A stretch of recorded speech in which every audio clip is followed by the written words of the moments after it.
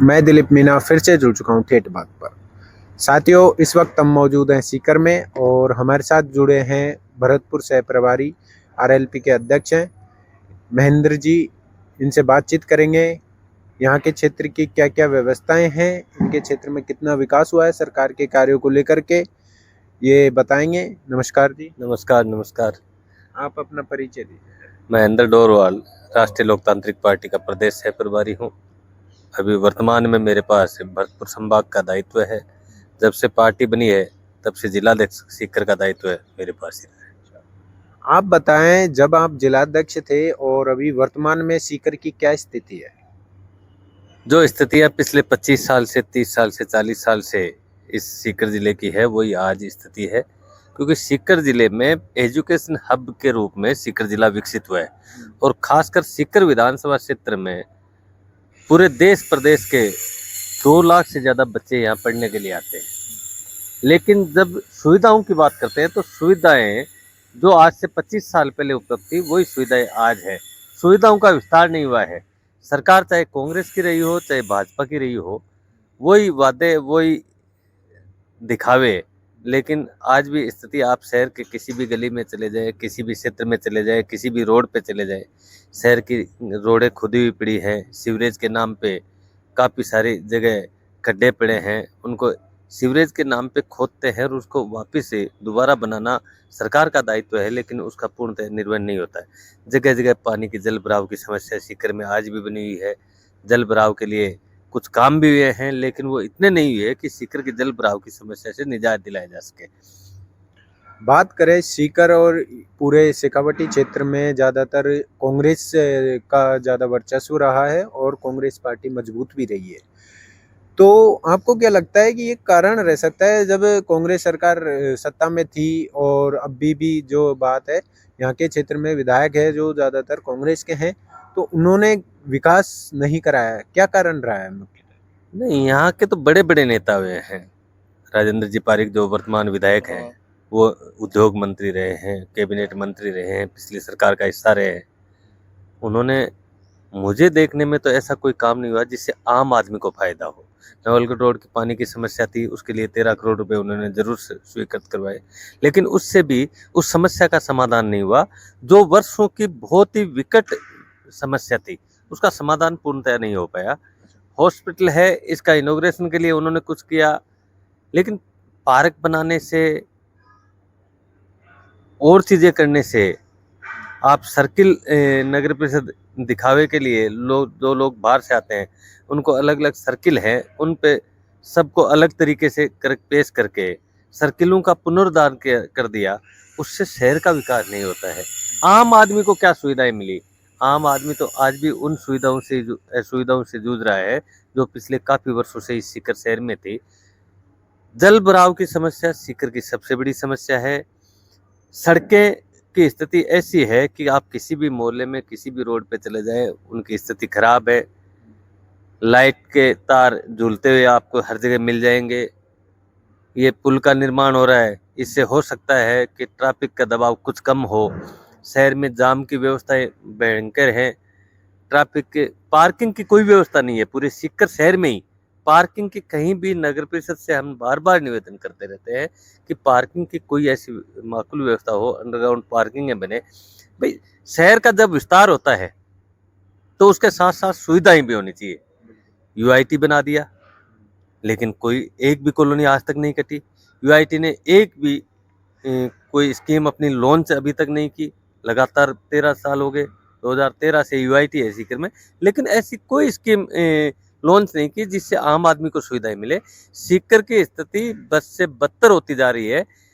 वो चाहे कांग्रेस का शासन हो चाहे भाजपा का शासन हो, दोनों सरकारों ने यहाँ के आम जनता का वोट लेने का काम किया है। बाकी यहाँ सुविधाओं के नाम पे आज भी शून्य है। बात करें, अभी हाल ही में भजनलाल शर्मा जी ने सीकर या फिर पूरे शेखावटी क्षेत्र को जो यमुना जल समझौते के तहत पानी देने की जो बात कही, जो एग्रीमेंट किया है, और यहाँ के लोगों का क्या राय है कि पानी मिल पाएगा?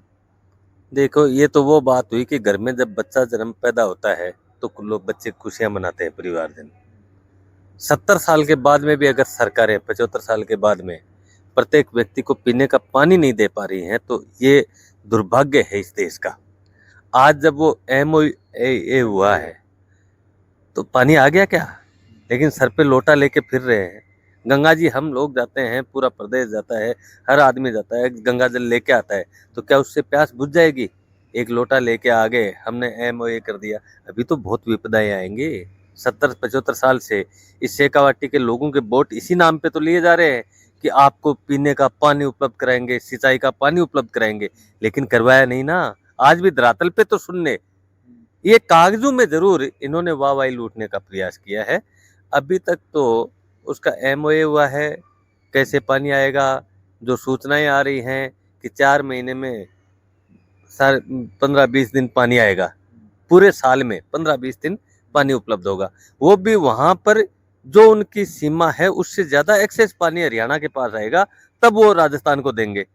तो ये समझौता थोड़ी है, ये तो सहमति पत्र है कि आप मुझे वोट के लिए एक कागज पे साइन कर दो, जिससे प्रदेश की जनता को, शेखावाटी जनता को बरगला के वोट कैसे हासिल किए जाए। आज जैसे प्रधानमंत्री जी आए थे, रिफाइनरी का उद्घाटन किया। रिफाइनरी तो 2013 से बन रही है, ये कह रहे हैं 5 साल उसका काम नहीं हुआ। दोनों ही सरकारों ने जो रिफाइनरी 37,500 करोड़ में बननी थी, वो आज 80,000 करोड़ में बनी है। उस 40,000 करोड़ के लिए जिम्मेदार कौन है? कांग्रेस और भाजपा दोनों सरकारें जिम्मेदार हैं, जिनकी वजह से पूरे प्रदेश पे कितना भार पड़ा है। वाहवाही लूटने के लिए भाजपा हो चाहे कांग्रेस हो, कोई पीछे नहीं हट रहा है, वाहवाही लूट रहे हैं। आज कांग्रेस के विधायकगण हैं, कांग्रेस के वरिष्ठ नेता हैं, वो कहते हैं हमारी सरकार नहीं है, तो दे दो ना इस्तीफा फिर। सड़क पे आपको कहीं लड़ाई लड़ते हुए नजर आते हैं क्या? कहीं भी नहीं लड़ते हैं, कुछ भी नहीं करते हैं, सिर्फ 5 साल का इंतजार कर रहे हैं कि जनता भाजपा को हराएगी, हमें जिता देगी। इसके अलावा उनका कोई आम जन को सुविधा प्रोवाइड करवाने के लिए, आम जन के लिए कोई सुविधाओं के संघर्ष करने की, सड़क से लेकर विधानसभा तक कोई ऐसा विजन नहीं है जिससे प्रदेश की और इस शेखावाटी की जनता को फायदा पहुंच सके। विपक्ष का या फिर यहाँ के लोगों का कहना है कि जो कांग्रेस सरकार के जो नेता हैं शेखावाटी में, उनको डर बना हुआ है कि जो भजनलाल जी ने जो ये सौगात दी है इसको लेकर के, कि उनका अब राजनीतिक मुद्दा, जो कांग्रेस पार्टी हमेशा पानी के लिए मुद्दा उठा करके वोट बटोरती थी, उनको अब डर लग रहा है और वो सवाल और कमियां निकाल रहे हैं इसमें, कि इस जल समझौते के अंदर, कि अपने वोट चले जाएंगे इस वजह से। राष्ट्रीय लोकतांत्रिक पार्टी भजनलाल सरकार के पूर्णतः विरोध में है। फिर भी अगर शेखावाटी को सिंचाई का पानी वो अगर उपलब्ध करवा देंगे, तो सबसे पहले उनको गुलदस्ता भेंट करने महेंद्र डोरवाल जाएगा। क्यों नहीं जाएंगे भाई? हमारे लोगों की अगर सुविधाएं मिलेंगी तो उसके लिए उसको शाबाशी देने में हमें कोई दिक्कत नहीं है, लेकिन ये कागजों में है। मैंने पहले भी कहा, ये शेखावाटी के लोगों को इस पानी के नाम पे पिछले 75 साल से भाजपा और कांग्रेस, एक बार कांग्रेस एक बार भाजपा ठगती आ रही है कि हम आपको पीने का पानी दे। जल जीवन मिशन योजना के तहत प्रधानमंत्री कह रहे हैं, आज भी भाषण दे रहे थे कि हमने पूरे प्रदेश में प्रत्येक घर को नल से जोड़ दिया। क्या ये हो गया? क्या श्वेत पत्र जारी कर दे ना राजस्थान सरकार। मांग करते हैं हम भजनलाल जी से, श्वेत पत्र जारी कर दे कि पूरे राजस्थान के लोगों को जल जीवन मिशन के तहत नल से जोड़ दिया गया। कहीं नहीं हुआ है, धरातल पे काम नहीं हुआ है, कागजों में हो गया होगा। भ्रष्टाचार की जननी ये सरकारें हैं, भ्रष्टाचार कर रहे हैं, कागजों में काम कर रहे हैं, लेकिन आम जन को इनकी कोई सुविधाएं नहीं मिल रही हैं। ये दुर्भाग्य है। ये कांग्रेस और भाजपा के मुख्यमंत्री भजनलाल जी ने तो ये कहा, कांग्रेस के बड़े नेता रात के अंधेरे में मेरे से मिलने आते हैं। तो कांग्रेस के किसी नेता ने उस बयान का खंडन नहीं किया कि हम नहीं मिलने जाते। ये तो मिलाजुली का खेल है। कांग्रेस और भाजपा एक ही हैं। प्रदेश की जनता से दोनों पार्टियों को कोई लेना देना नहीं है, कोई सूद नहीं लेने वाला नहीं है। एकमात्र एक लड़ाका है जिसको न्याय योद्धा के नाम से पूरे राजस्थान में जाना जाता है। छोटी से छोटी बात हो, बड़ी से बड़ी बात हो, हर जगह अगर कोई लड़ाई लड़ रहा है तो वो हनुमान बेनीवाल लड़ाई लड़ रहा है। ये पूरा प्रदेश जानता है। आज थोड़ी देर पहले आपने देखा होगा, दूदू में एक करंट से एक व्यक्ति की मौत हो गई। वहां पर आंदोलन करने के लिए राष्ट्रीय लोकतांत्रिक पार्टी के कार्यकर्ता पहुंचे तो प्रशासन ने उनको खदेड़ने का प्रयास किया। हनुमान जी बेनीवाल ने एक ट्वीट किया, आज उस परिवार को 17 लाख रुपए नगद मार्बल एसोसिएशन ने दिए। 9,000 रुपए उसकी पत्नी को आजीवन पेंशन की है। ये अब कोई इस बात को पूरा राजस्थान, ना तो जो मेन स्ट्रीम के मीडिया है वो दिखाता है, ना मेन स्ट्रीम के जो न्यूज़पेपर्स हैं उनमें ये आता है, लेकिन उस परिवार को जो पीड़ा है वो हनुमान जी बेनीवाल ने नागौर बैठे बैठे हल करवाई। ये सबसे बड़ी जीत है। ऐसे काम आप एक उदाहरण सीकर के बड़े नेताओं का दे दो, कांग्रेस के बड़े नेताओं का दे दो, जिन्होंने कहीं न्याय दिलाया हो, किसी व्यक्ति की पीड़ा को पहचाना हो।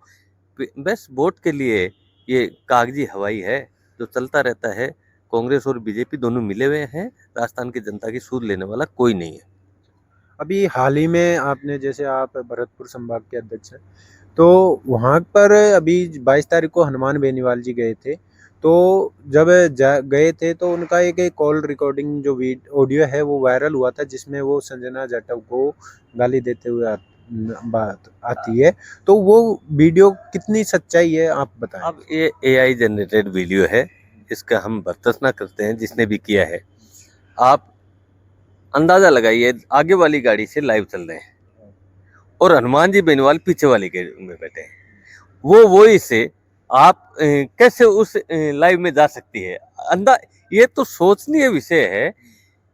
ना तो वो ऐसी कोई बात है। संजना जाटव जो वहाँ की भरतपुर की सांसद है, वो और हनुमान जी बेनीवाल के बहुत अच्छे संबंध हैं। वो उनकी छोटी बहन की तरह है। हमेशा से जब भी हम लोग भी जाते हैं, दिल्ली भी जाते हैं, कोई भी कार्यक्रम में जाते हैं, तो संजना जी जाटव हमेशा हनुमान जी बेनीवाल को अपने बड़े भाई के रूप में, अभिभावक के रूप में जानती है और हनुमान जी बेनीवाल भी उनको उतना ही सम्मान करते हैं। वो जाट आरक्षण महारैली का आयोजन था, क्योंकि प्रदेश के बाकी जिलों के लोगों को तो केंद्रीय सेवाओं में ओबीसी आयोग में ओबीसी में आरक्षण है, लेकिन भरतपुर, धौलपुर और डीग के जाटों को ओबीसी आरक्षण नहीं मिला हुआ है केंद्रीय सेवाओं में। उसके लिए वहाँ जाट आरक्षण संघर्ष समिति ने आह्वान किया था और उन्होंने हनुमान जी बेनीवाल को आमंत्रित किया। हनुमान जी बेनीवाल वहाँ मुख्य अतिथि थे। वहाँ पर 2 विधायक भी आए थे, जगत सिंह जी और शैलेश जी। वो वापस चले गए, वो उनकी बात अलग है, लेकिन जब वो आए थे तो उनको वहाँ रुकना चाहिए था। और जाटों आरक्षण का अगर वो पक्ष लेते हैं तो केंद्र में सरकार है, वो करवा देते। भजन लाल जी का गृह क्षेत्र है।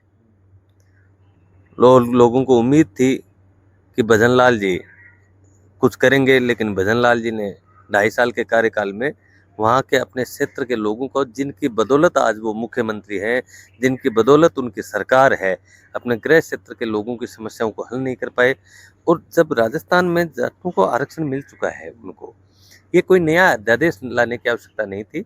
राजस्थान के जाटों को केंद्रीय सेवाओं में आरक्षण है, ओबीसी में शामिल है। भरतपुर, धौलपुर, डीग सिर्फ 3 जिलों को नहीं है, उनको राजस्थान में ओबीसी में आरक्षण है।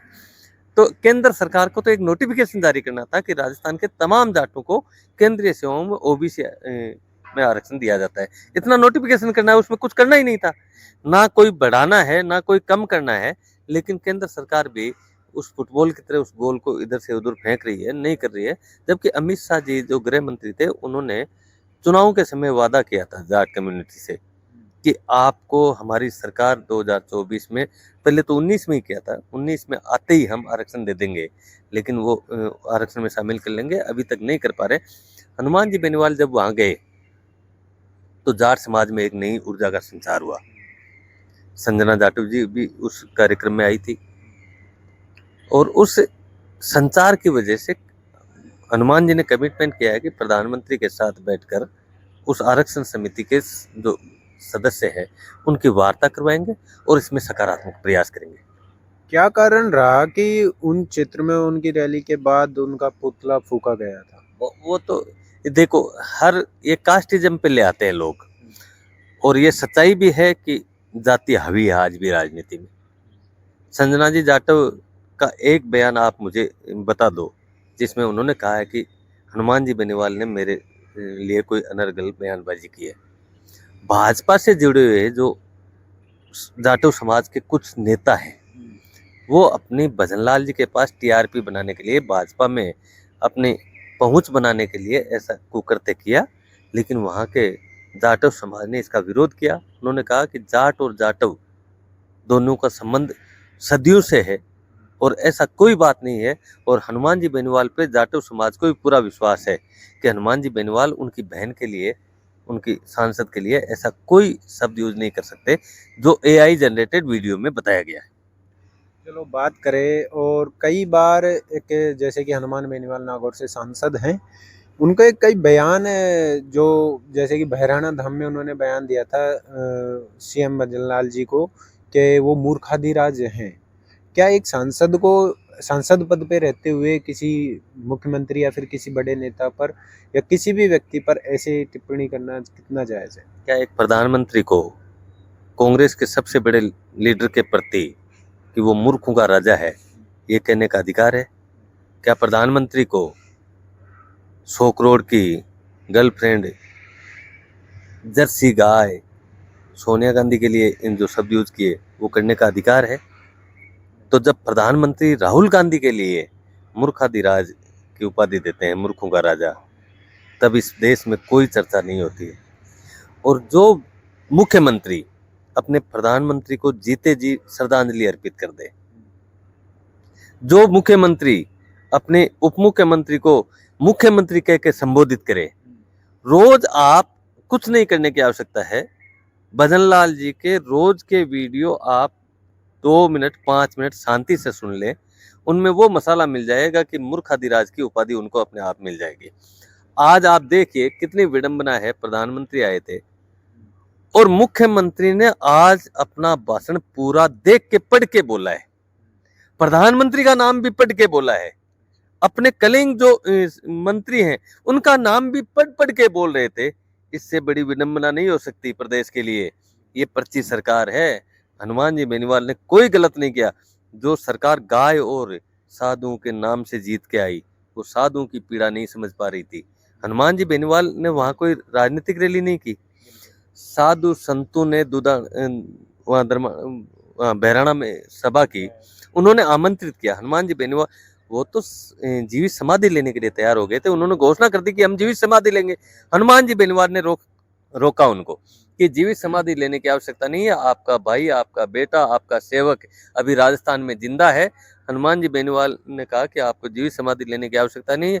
जिस दिन आप कहोगे, मैं मेरी पूरी सेना के साथ, मैं फिर राजस्थान के तमाम साथियों के साथ आपके साथ कंधे से कंधा मिलाकर चलूंगा। और सरकार ने उस दिन कमिटमेंट किया था। मंत्रिमंडलीय उप समिति बना दी, 3 मंत्रियों की कमेटी बना दी। उन्होंने ये करेंगे भी। उस रिक को जो घोषित किया गया था वो नदी के बहाव क्षेत्र में है। 100 फीट मिट्टी भर के वहां पर उसको रिक का, ये सिर्फ अपने लोगों को फायदा पहुंचाने के लिए किया गया था। वो उसको वापस निरस्त करने के लिए सरकार, मुझे जहां तक जानकारी है, उस पर सैद्धांतिक रूप से तैयार भी है, लेकिन उसको डिले कर रहे हैं ताकि हनुमान बेनीवाल को क्रेडिट नहीं मिल जाए। उसी तरह से जैसे ओबीसी में जाटों को, भरतपुर धौलपुर को लोगों को आरक्षण देने की मंशा केंद्र सरकार की शायद अब बनी है, तो हनुमान जी बेनीवाल ने तो पहले भी कहा था धर्माणा धाम में, ये बहराना धाम में रिक्को को निरस्त कर दो, मैं मेरी पोस्टपोन करता हूँ। भरतपुर में जो रैली की थी, आरक्षण का लेटर जारी कर दो, हम अपनी रैली निरस्त करते हैं। तो हम तो कहीं गेस्ट बन के जा रहे हैं, वहां पर भी ये आरोप प्रत्यारोप लग रहे हैं कि हनुमान बेनीवाल इनको उकसा रहा है। अरे आप बैठे हो ना जहाँ साधु संतों और गाय के नाम पे वोट लेके आए और इनकी पीड़ा को आप नहीं समझ रहे हो। वहां पर अगर साधु संतों, ये देखो धर्म के नाम की राजनीति भाजपा करती है और हिंदू मुस्लिम, हिंदुस्तान पाकिस्तान करके ये राजनीति करती है। भाजपा का एक भी ऐसा नेता नहीं है जो 2 मिनट बिना हिंदू का नाम लिए, बिना पाकिस्तान का नाम लिए अपनी स्पीच दे सके। ऐसा कोई नेता नहीं है। तो ये तो हिंदू मुस्लिम धर्म की राजनीति करके ही आए हैं। आज कितनी विडंबना है, जिस राम मंदिर के नाम पे ये लोग सत्ता में आए, वहां पर कितना बड़ी चोरी हुई है और प्रधानमंत्री के मुंह से, गृह मंत्री के मुंह से एक शब्द नहीं निकल रहा है। आरएसएस जिसने पूरा वहां का जिम्मेदारी संभाल रखी थी और लंबा टाइम से आरएसएस का आधिपत्य है, 1 महीने बाद में बयान जारी करते हैं। तो ये विडंबना है ना इस प्रदेश में, इस देश में, कि सब लोग जातीय जहर घोलकर सत्ता हासिल कैसे हो, उनका उद्देश्य एकमात्र है, सत्ता हासिल कैसे हो, सत्ता सुख ले रहे हैं। सत्ता के सुख में ये प्रदेश की जनता को भूल चुके हैं। हनुमान जी बेनीवाल है की लड़ाई के बारे में सब जानते हैं, उनके संघर्ष के बारे में सब जानते हैं। 2 दिन पहले उन्होंने सद्भावना यात्रा निकाली बाड़मेर में। अब सुबह 10 बजे 9:15 जोधपुर सर्किट हाउस से निकले थे और वापस नेक्स्ट डे सुबह 7 बजे आए हैं। तो ये लोगों को पच नहीं रहा है कि हनुमान बेनीवाल के लिए लोग इतने सड़कों पे क्यों आ रहे हैं, ऐसा क्या कर रहा है हनुमान बेनीवाल। लेकिन प्रदेश की जनता को अगर किसी व्यक्ति से आज के दिन उम्मीद है तो हनुमान बेनीवाल से है, ना कांग्रेस से है और ना भाजपा से। क्या कारण है कि जब भी हनुमान बेनीवाल कोई आंदोलन करते हैं या फिर कोई रैली निकालते हैं, उनके आंदोलन अभी तक एक भी आंदोलन पूरा नहीं हुआ? नहीं, ऐसा कौन सा आंदोलन है जिसमें कोई कमिटमेंट हुआ और सरकारें झुकी नहीं। हनुमान बेनीवाल जब सड़क पे निकलते हैं तो सरकारें झुकती है। अब कोई बात, लोकतंत्र में क्या होता है कि जब संवाद होता है, जो वार्ता होती है, तो टेबल टॉक के माध्यम से जो तय हो जाते हैं उन पे अमल करना सरकार का काम है। दबाव में उस टाइम सरकारें झुक जाती हैं।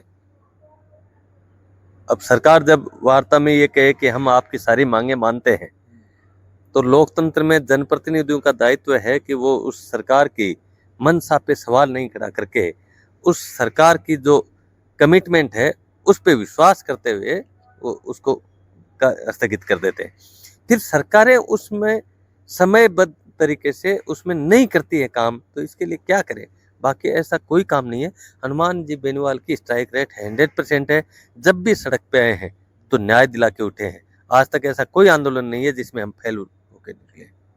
और बात करें, अब मेरा आखिरी सवाल ये रहेगा, आपके शेखावाटी क्षेत्र की कोई सबसे मुख्य समस्या बताएं, जिससे आज भी यहाँ के लोग हैं जो किसान हैं, किसानों की क्या मुख्य समस्याएं रहती हैं, यहाँ के जो बेरोजगार की जो क्या क्या समस्याएं रहती हैं, मुख्य समस्या? शेखावाटी शिक्षित क्षेत्र है और ये एडवांस क्षेत्र है। झुंझुनू इसमें शुरू में क्या है, पूरे राजस्थान में सबसे ज्यादा शिक्षित क्षेत्र झुंझुनू को माना जाता था। आज के दिन एजुकेशन अब सीकर हो गया। तो सीकर की मूलभूत समस्याएं आज भी सड़क, पानी, बिजली की समस्याएं 10 की 10 हैं। सुविधाओं का विस्तार नहीं हो रहा है। एजुकेशन हब हो गया। 2 लाख से ज़्यादा बच्चे यहाँ पूरे देश के यहाँ पढ़ने आते हैं। उनको हॉस्टल, अब आप किसी गली से निकल नहीं सकते। समस्या ये है कि बिना किसी प्लानिंग के इतनी बहुमंजिला बिल्डिंगें बन रही हैं, इनका कोई देख रेख करने वाला नहीं है। भ्रष्टाचार इतना हावी है, बिना परमिशन के, बिना कुछ के सब कुछ करते रहते हैं और लोगों का जीना दूभर हो रहा है एक्चुअल में। तो सुविधाओं का विस्तार अति आवश्यक है। शहर का क्षेत्र का बढ़ता है। यूआईटी के क्यों करते हैं, यूआईटी का जब गठन करते हैं, यूआईटी बना देते हैं, तो उसका दायित्व होता है कि वो आम आदमी की पहुंच के लिए ऐसी कॉलोनियों का विस्तार करे जिससे आम आदमी को सुविधा मिले। 13 साल के कार्यकाल में यूआईटी ने एक भी कॉलोनी डेवलप नहीं की, एक भी ऐसी स्कीम डेवलप नहीं की जिससे आम आदमी को फायदा मिले। जल भराव की समस्या पूरे प्रदेश में है।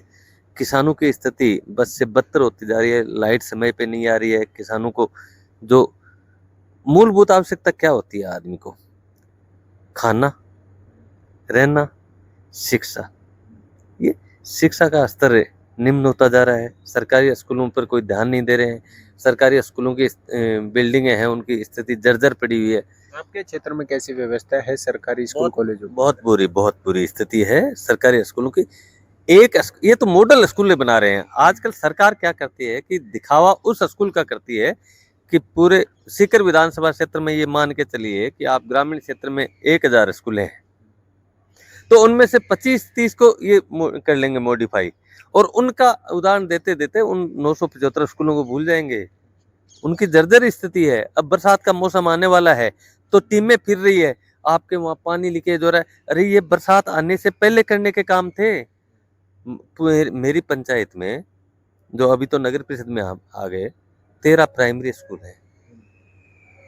इतना बड़ा गांव था, 13 प्राइमरी स्कूल है, मिडिल स्कूल है, हायर सेकेंडरी स्कूल है, यूनिवर्सिटी भी मेरी पंचायत में ही है आज के दिन, शेखावाटी विश्वविद्यालय। उन 13 में से 10 स्कूल में पानी टपकता है।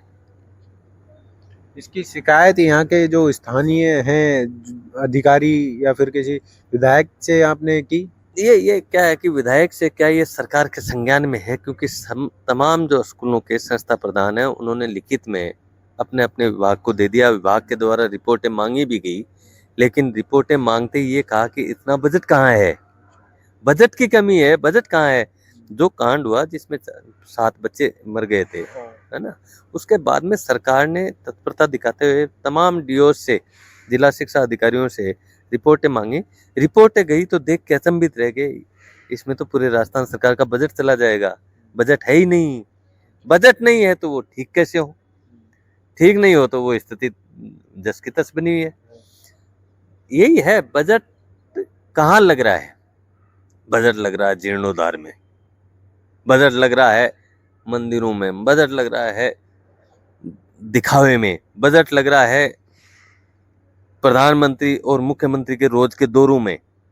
मुख्यमंत्री रोज सुबह उठते ही तय करते हैं आज मुझे हेलीकॉप्टर से कहाँ जाना है, क्योंकि इनको पता है कि पता नहीं 2 दिन बाद में हेलीकॉप्टर घुस जाए, पता नहीं 6 महीने बाद में हेलीकॉप्टर घुस जाए। ये क्या है कि उसी में लगे हुए हैं। इनको तो देखो, पर्ची सरकार बनी है, इनको पता नहीं है कब पर्ची चेंज हो जाए। तो पर्ची को बचाने के लिए पंचायत राज के चुनाव नहीं करवा रहे हैं। पंचायत राज के चुनाव करवाते और राजस्थान में भाजपा हारती तो पर्ची चेंज हो जाती, इसलिए उसको डिले कर रहे हैं। नगर निकाय के चुनाव नहीं करवा रहे हैं। जनप्रतिनिधियों पर विश्वास नहीं है, ब्यूरोक्रेट्स हावी हैं। किसी भी जिले में चले जाओ, एक भाजपा का जीता हुआ विधायक ये कहता है कि मेरी थानेदार नहीं सुन रहा है, मेरी तहसीलदार नहीं सुन रहा है, मेरी एसडीएम नहीं सुन रहा है। वहीं दूसरी ओर ब्यूरोक्रेट्स हैं, वो अपनी मनमर्जी कर रहे हैं। लोकतंत्र में नौकरशाही हावी हो चुकी है। सत्ता में बैठे हुए लोग अपने ओएसटी तक चेंज नहीं करवा पाते। इससे बड़ी शर्मनाक बात क्या होगी? बात करें, आपने जैसा बताया, अगर राजस्थान में आने वाले 2028 के चुनाव में आप किसको सत्ता पक्ष में देखना चाहेंगे? नहीं, हम तो अपनी तैयारी कर रहे हैं और पूरा प्रदेश से निगाह लगा कर बैठा है, बदलाव के मूड में है। और हम आने वाले इस 2-2.5 साल बचे हैं, इसमें आप देखोगे आंधी चलेगी पूरे राजस्थान में। जिस तरह से परसों रात को बाड़मेर सीमावर्ती क्षेत्र, पाकिस्तान के बॉर्डर से लगते हुए क्षेत्र में हनुमान जी बेनीवाल अपनी एक गाड़ी लेके गए थे नागौर से, जयपुर से। एक गाड़ी उनके साथ थी, अपने सुरक्षा हटा ली, इसलिए सुरक्षा की दृष्टि से हम 5-10 लोग अपनी पार्टी के कार्यकर्ता उनके साथ रहते हैं। वो 2-3 गाड़ियां लेके गए थे। रात को 1 बजे 1500 गाड़ियां थी। तो अंदाजा लगा लो पूरे राजस्थान में प्रत्येक गांव में, उस क्षेत्र में जहां 7 बजे बाद में लोग घरों से बाहर नहीं निकलते, उस बाड़मेर में रात को 12 बजे उनके इंतजार में हजारों के लोग बैठे थे। उसके बाद में वापस जब रवाना हुए तो प्रत्येक कोई ऐसा गांव, कोई ऐसा बस स्टैंड, कोई ऐसी जगह नहीं थी जहां हनुमान बेनीवाल के लिए पलक पावड़े बिछा के जनता नहीं खड़ी थी। तो ये क्या है कि बदलाव का संकेत है। बाड़मेर से शुरू होगा वो भरतपुर तक। आपने विगत 2.5 साल में कांग्रेस, भाजपा, प्रधानमंत्री की रैलियां हुई हैं 2-3। बीकानेर में रैली की थी प्रधानमंत्री जी ने, उसमें 40,000 कुर्सियों की व्यवस्था की, पूरा सरकारी तंत्र लगा के, पूरे सरकारी आंगनबाड़ी, पंचायत सहायकों को सबको मिला के वहां पर करने का प्रयास किया। वहां पर जो टेंट वाला था, उसी टाइम हमारी जयपुर में 25 तारीख को रैली थी एसआई भर्ती को लेके। तो उस टेंट वाले से हमने अप्रोच की थी कि भाई वो डोम लगाना है, तो उसने कहा वहाँ मेरा तो बीकानेर लगा हुआ है।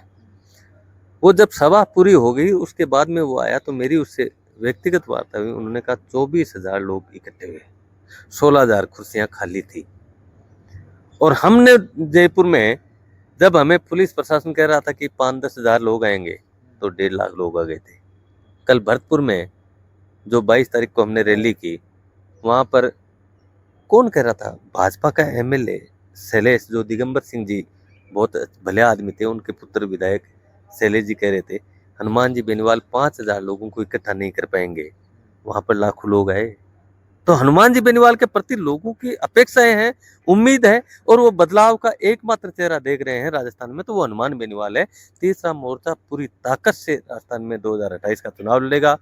हम पूरी तैयारी कर रहे हैं, विधानसभा वार मीटिंगें करेंगे, जिलेवार हम सभाएं करेंगे और ये सिलसिला अब लगातार 2 साल चलेगा और राजस्थान की जनता की सुख सुविधाओं को, उनके दुख दर्द को बांटने के लिए हम घर से निकल चुके हैं। प्रत्येक व्यक्ति के न्याय दिलाने के लिए हम पूरा संघर्ष करेंगे आगामी 2 साल में।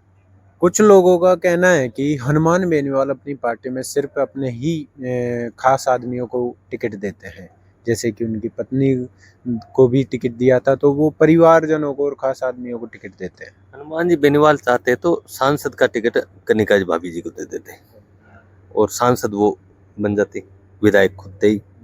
खींवसर विधानसभा क्षेत्र उनकी खुद की स्वयं की सीट है और हनुमान जी बेनीवाल ने जब मैं भी उस दिन था, जयपुर से जब रवाना हुए थे तो उन्होंने कहा कल खींवसर विधानसभा क्षेत्र के प्रत्येक समृद्ध नागरिक मेरे आवास पे आए, वो तय कर लें किस व्यक्ति को टिकट देनी है, मेरे घर से तो पीछा छोड़ो।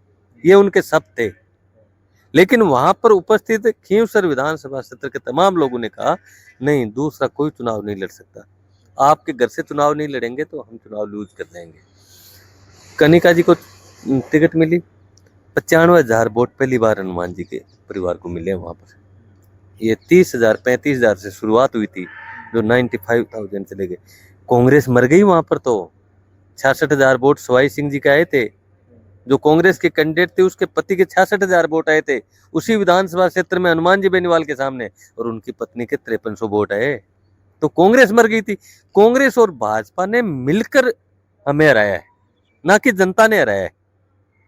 प्रत्येक पार्टी का वोट बैंक होता है, लेकिन जब वो वोट बैंक पूरा दूसरी पार्टी में अपने विरोधी पार्टी से मिल जाए तो हो सकता है हम हार जाएं, लेकिन इस हार का गम हमें नहीं है। इस हार का गम कांग्रेस और भाजपा को ही होगा। इस हार से हमें बहुत बड़ी ऊर्जा मिली। हार के बावजूद लोग नेता है वो घर बैठ जाते हैं, हारने के बाद में हनुमान जी बेनीवाल डबल ताकत से 10 गुना ताकत से इस राजस्थान की आम आवाम के लिए सड़क से लेकर संसद तक लड़ाई लड़ रहे हैं। जैसा कि 22 तारीख को हनुमान बेनीवाल भरतपुर गए थे और वहीं पर करौली जिले में पांचना बांध का मुद्दा भी बहुत जोर शोर से आंदोलन हो रखा था। वहाँ पे भी 2 पक्ष बटे हुए थे, जो कह लो कि भाई एक जातिवाद एक मुद्दा बन चुका था। एक गुर्जर पक्ष था, एक मीणा समाज का पक्ष था। वो भी किसान आंदोलन था। जब हनुमान बेनीवाल अपने आप को किसान नेता बताते हैं, किसानों के सबसे बड़े नेता, तो आपको क्या राय है कि हनुमान बेनीवाल को भी वहाँ जा कर के, जैसे कि उन्होंने वहाँ जाट आंदोलन को बढ़ावा दिया, तो किसानों के साथ भी जुड़ना चाहिए था? उन्होंने बहुत पहले सोशल मीडिया के माध्यम से इनकी जायज मांगों को मानते हुए सरकार कोई रास्ता निकाले ये ट्वीट किया था।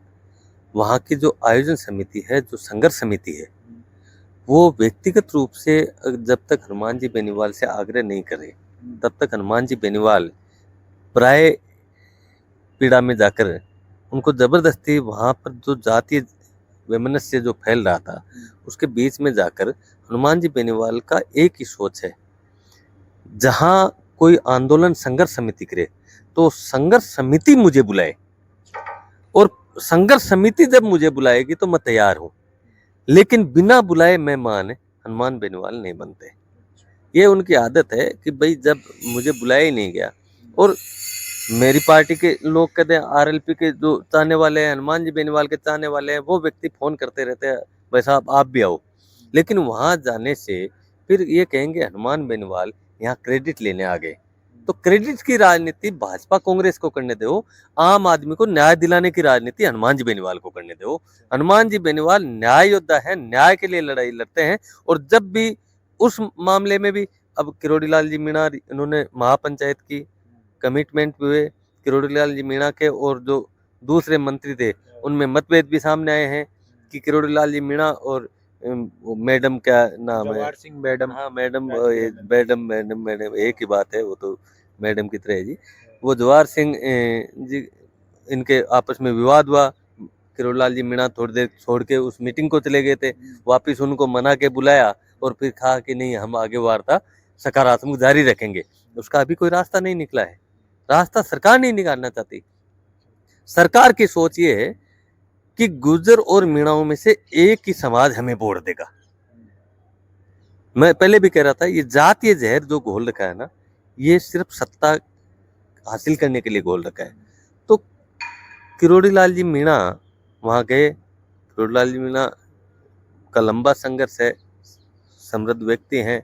उन्होंने रास्ता निकालने के लिए सरकार वहाँ के लोगों से कमिटमेंट कर लिया कि 7 दिन में मैं इसका रास्ता निकाल दूंगा, मेरे कहने से आप ये डेफर कर दो, आंदोलन स्थगित कर दो। अब किरोड़ी लाल मीणा जी की बात कहाँ रह रही है? नहीं रहे कि सरकार में सबसे वरिष्ठ मंत्री हैं, सबसे वरिष्ठ नेता हैं भाजपा के, उनकी बात की कोई तवज्जो नहीं है। तो भाजपा में कथनी और करनी में बहुत फर्क है। कांग्रेस के नेता भी वहां राजनीति करने के लिए गए थे, उनकी राजनीति भी फेल हो गई। वो संघर्ष करना बड़ा बहुत मुश्किल काम होता है जी। सत्ता हासिल करना आसान है, संघर्ष करना। पंच जीतना मुश्किल है, एमपी बन जाता है आदमी, क्योंकि पंच उन 300 व्यक्तियों में से चुना जाता है जो 300 व्यक्ति उस पंच को व्यक्तिगत जानते हैं। इसलिए पंच की लड़ाई है ना, वो एमपी से बड़ी होती है। तो वहां लड़ाई कौन लड़े? ये लड़ाई लड़ने नहीं जाते। जब समझौता होते हुए दिखता है तब वहां क्रेडिट किसको मिले? लड़ाई क्रेडिट की है। इनको कांग्रेस और भाजपा को 2 साल, अच्छा कांग्रेस तो कहीं लड़ी नहीं रही है जी, कांग्रेस तो कहीं लड़ती हुई आपको दिखाई नहीं दे रही है। बीकानेर में गए तो वहाँ कांग्रेस आपस में लड़ रही थी, गोविंद मेघवाल के भाषण का विरोध कर रहे थे। डूडी जी के लिए गोविंद मेघवाल ने क्या कह दिया, कितने बद्दे बोले डूडी जी के लिए। अब डूडी जी जो किसान नेता थे, उनका स्वर्गवास हो गया, उस पर डूडी जी को टीका टिप्पणी नहीं करनी चाहिए थी, उन्होंने कर दी। अब वहाँ विरोध चल रहे हैं। राजस्थान में कांग्रेस के 5-7 गुट हैं। टीकाराम जूली कह रहा है मैं बड़ा नेता हूँ, गोविंद सिंह डोटासरा कह रहा है मैं बड़ा नेता हूँ, अशोक गहलोत कह रहा है मैं तो भीष्म पितामह हूँ, कुर्सी मेरे पीछे आती है, मैं थोड़ी कुर्सी के पीछे जाता हूँ। सचिन पायलट केंद्रीय राजनीति की वजह से अपने आप को वैसे बड़ा मानते हैं। तो ये तो गुटबाजी में बैठी हुई कांग्रेस है, ये भाजपा का विरोध नहीं कर रही है। और जो यहाँ राजस्थान में सक्रिय कांग्रेसी नेता हैं वो सारे भाजपा सरकार से मिले हुए हैं, सक्रिय राजनेता हैं। सचिन पायलट यहाँ कुछ करना नहीं है। अशोक गहलोत को जब विधायक जीत के आ जाएंगे तब अपनी गोटी पीट करनी है। बाकी के जो नेता हैं राजस्थान में, कोई पेपर चोरी की वजह से दबाव में है, कोई जल जीवन मिशन में चोरी की वजह से दबाव में है, कोई अपने रिश्तेदारों के चोरी चकारी की वजह से दबाव में है। प्रत्येक कांग्रेसी भ्रष्टाचार में लिप्त है और भजनलाल सरकार ने उनको डरा के रखा है, ज्यादा बोले तो जेल में डाल देंगे। इस चक्कर में कांग्रेस भाजपा के दबाव में है, एक भी आंदोलन नहीं कर रही है। आम जनता से कांग्रेस को कोई विपक्ष की भूमिका नहीं निभा रही है। विपक्ष होते हुए भी सिर्फ हनुमान बेनीवाल एक विपक्ष में है, तो कांग्रेस और भाजपा दोनों से लड़ रहे हैं। क्या आपको लगता है इस बार 2028 के चुनावों में सत्ता पलटेगी और नया चेहरा सामने देखने को मिलेगा? पूर्णतः आश्वस्त है। प्रदेश की जनता 75 साल से के इस कांग्रेस और भाजपा के शासन से ऊब चुकी है। उन्हें बदलाव चाहिए और प्रत्येक व्यक्ति को आज बदलाव के लिए एक ही चेहरा दिखाई देता है, हनुमान बेनीवाल। अब कोई कहते हैं कि वहाँ क्षेत्रीय नेता नहीं है, वो नहीं है। तमिलनाडु में विजय ने बना ली ना सरकार, कौन से नेता जीत के आए? नेता आम जन में से निकलते हैं और जनता जिस दिन तय कर लेती है ना हमें यहाँ बदलाव करना है, तो उस दिन चेहरा हनुमान बेनीवाल का ही होगा। राष्ट्रीय लोकतांत्रिक पार्टी में नेता एक ही है, हनुमान बेनीवाल। बाकी राष्ट्रीय लोकतांत्रिक पार्टी में तमाम कार्यकर्ता है, कोई वरिष्ठ हो सकता है, कोई सदस्य प्राथमिक हो सकता है, लेकिन नेता एक है हनुमान बेनीवाल। और हनुमान जी बेनीवाल के चेहरे पर हम चुनाव लड़ेंगे, चुनाव में जाएंगे, आम जन तक, प्रत्येक व्यक्ति तक, घर घर ढाणी ढाणी जाके 75 साल के इस भाजपा कांग्रेस के कुशासन के खिलाफ बदलाव की मुहिम जलाएंगे। और ये आंधी बाड़मेर से, अब हनुमान जी ने कहा है कि बड़ी रैली करके शुरुआत करेंगे, तो बाड़मेर से रैली होते हुए आएगी, जब तक जयपुर पहुंचेगी ये सुनामी बन जाएगी, ये आंधी चलेगी राजस्थान में। तो साथियों, हमारे साथ थे आरएलपी के जो अध्यक्ष हैं वो थे, इन्होंने बताया कि क्या क्या ये जो राजस्थान में राजनीतिक मुद्दे हैं, शेखावाटी में क्या क्या यहाँ के लोगों को परेशानियाँ झेलनी पड़ती हैं। और ऐसी ही न्यूज़ देखने के लिए जुड़े रहिए हमारे साथ, हमारे चैनल ठेठ बात पर। जब तक के लिए धन्यवाद।